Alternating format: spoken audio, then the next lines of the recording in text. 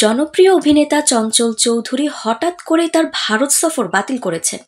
রবিবার কলকাতায় একটি অ্যাওয়ার্ড অনুষ্ঠানে অংশগ্রহণ করতে তার ভারত যাওয়ার কথা ছিল, কিন্তু সম্ভাব্য গ্রেফতারের আশঙ্কায় শেষ মুহূর্তে তিনি এই সিদ্ধান্ত নেন।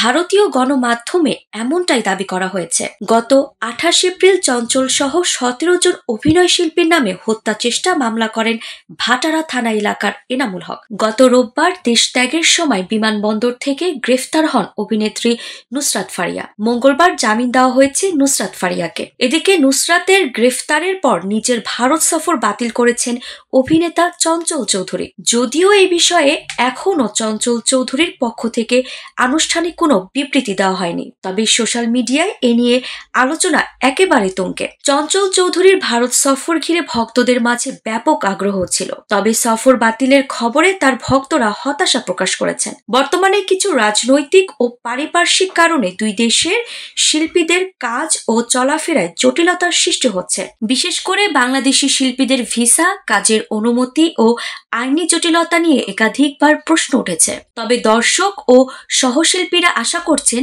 পরিস্থিতি দ্রুত স্বাভাবিক হবে এবং চঞ্চল চৌধুরী আবারও তার কাজের মাধ্যমে আন্তর্জাতিক অঙ্গনে প্রতিভার স্বাক্ষর রাখবেন।